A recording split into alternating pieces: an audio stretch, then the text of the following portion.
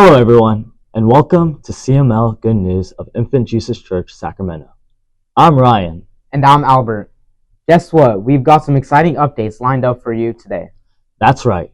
From inspiring moments at our parish to big headlines from the Vatican and beyond.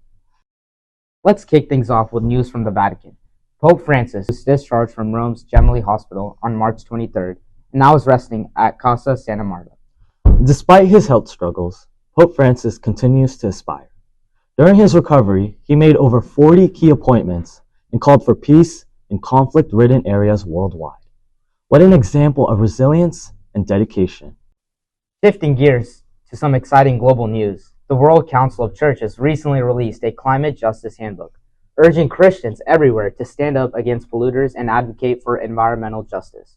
That's right. It's a call to action for churches to actively protect God's creation. They're encouraging faith-based communities to take legal steps, if needed, to defend the planet. Let's continue to pray and act for our world. And now, for some exciting highlights from our church.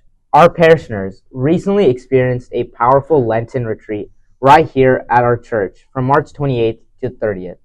The retreat preacher was His Excellency Mar Thomas Tharayil, the Archbishop of Changnasheri. It was an amazing time of reflections, prayer, meditation, adoration, and spiritual growth.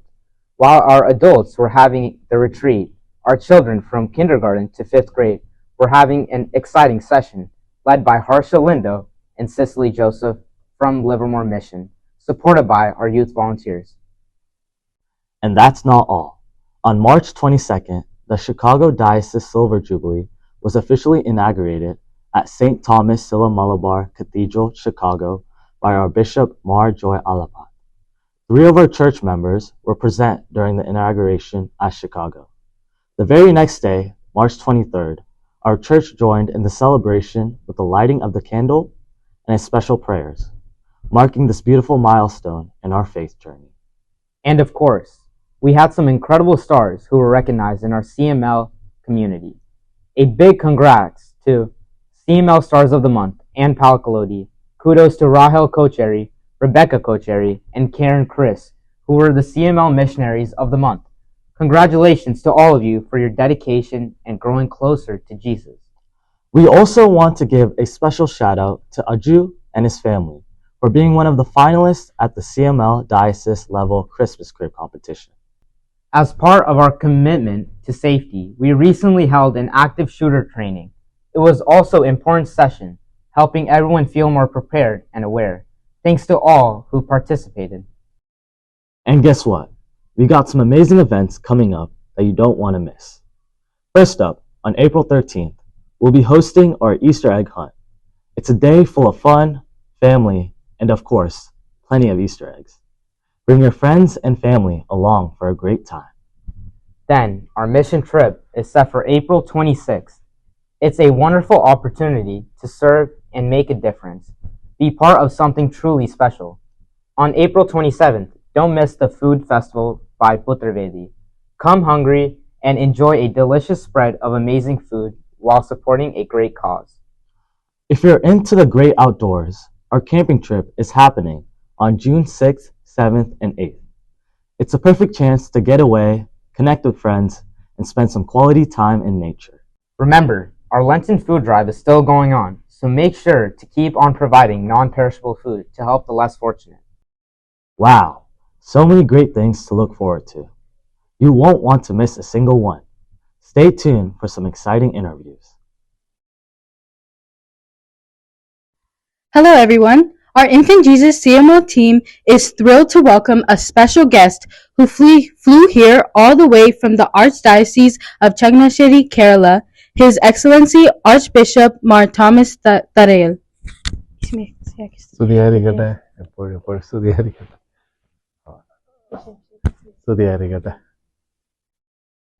Vidave, as you know, many young people struggle to discern their vocation and purpose in life. Could you please share with us what inspired you to become a priest and how did you discern your vocation? Also, what advice would you give someone who is trying to understand God's calling for them? Yeah, it's true that many youngsters are struggling to find proper purpose in life and vocation. I think that is the greatest challenge our youngsters are facing today. They have everything except a meaning in life. What should I, why should I live, and so on. Actually, in my life, I would say that my faith helped me a lot not to get distracted from the right track of life.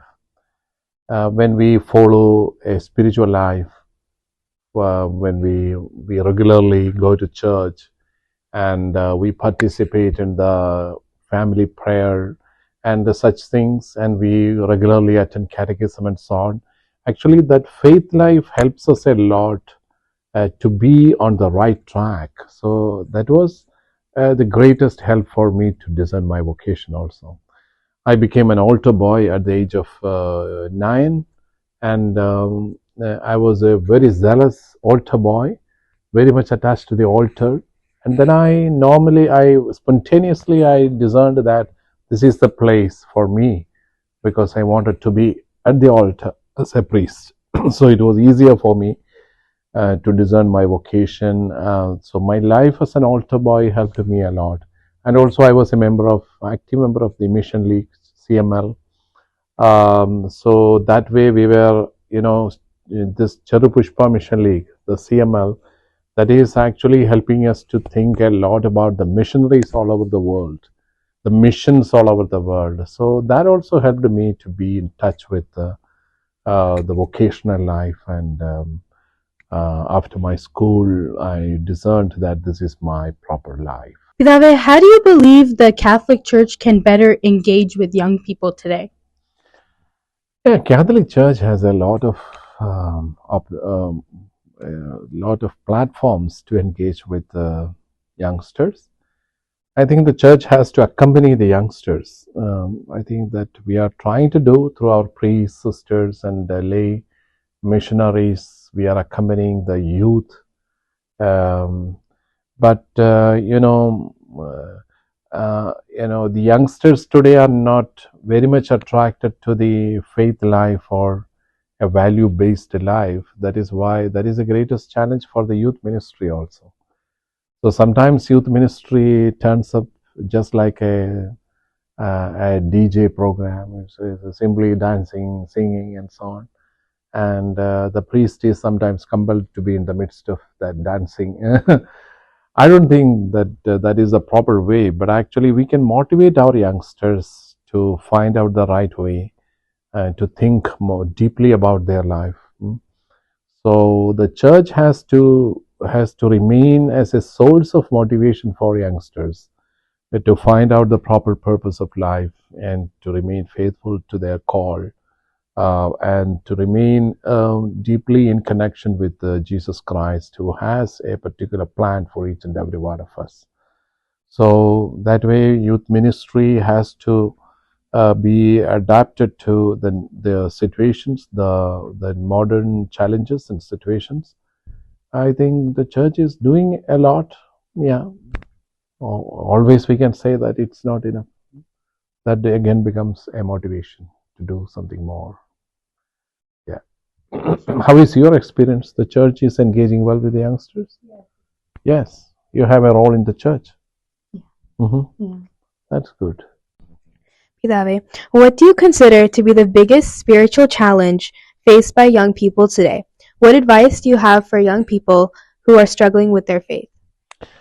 Yeah, the greatest challenge, especially in this community, I would say that you are all in the midst of two types of values.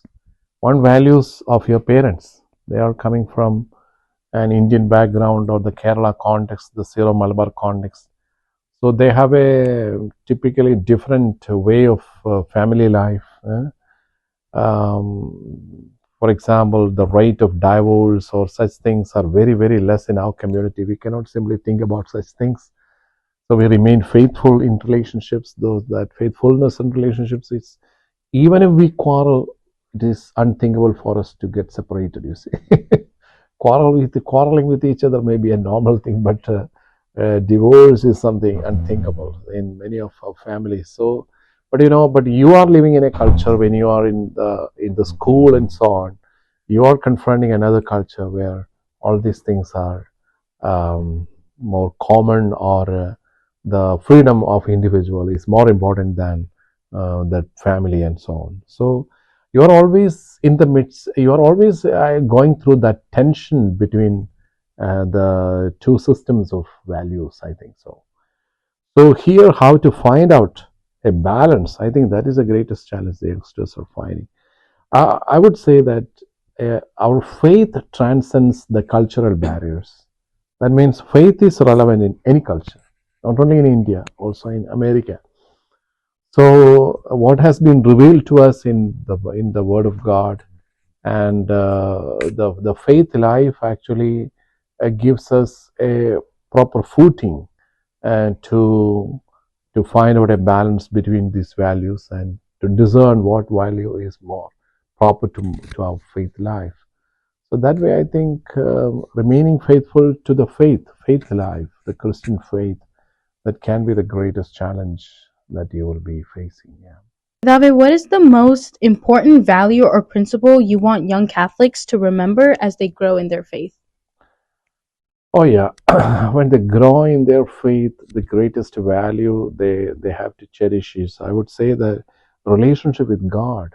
A loving God that we have to develop every time in our lives.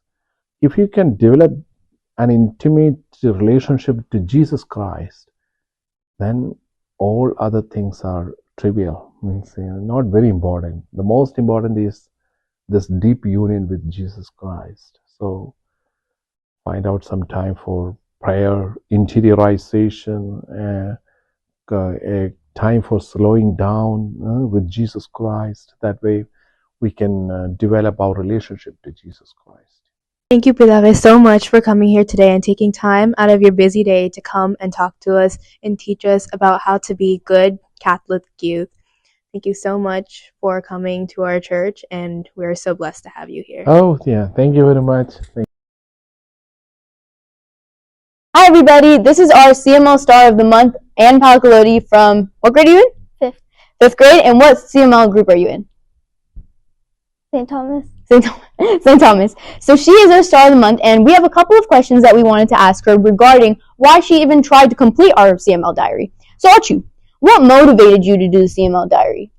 My mom, every day she would remind me, and yeah.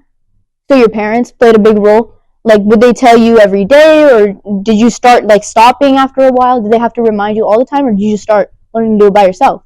Learning to do it by myself. Yeah? How long did that take? Was it a quick process, or would you just oh, you know what, let me just read my Bible. I don't need my parents to tell me. Pretty quick. Pretty quick? Yeah, because you're in 5th grade, so. Shout out 5th graders. I see y'all. Next question is, what benefits do you think came from completing the diary? Do you think you got better focus? Do you think you're doing better in your school? What do you think? Yeah, I think I became more responsible a bit. And, yeah, better in school and better focus, yeah. That's really good. So for our last question is, what would you like to say to the other CMO students watching this? What would you like to say to them about how it inspired you and how to inspire them to do it?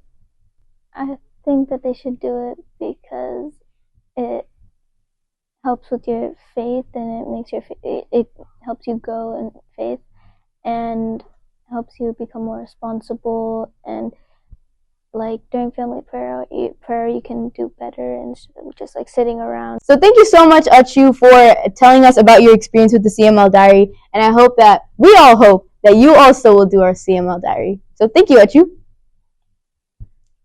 Well, that's a wrap for today's CML Good News. Thank you for joining us. Stay blessed and see you next time.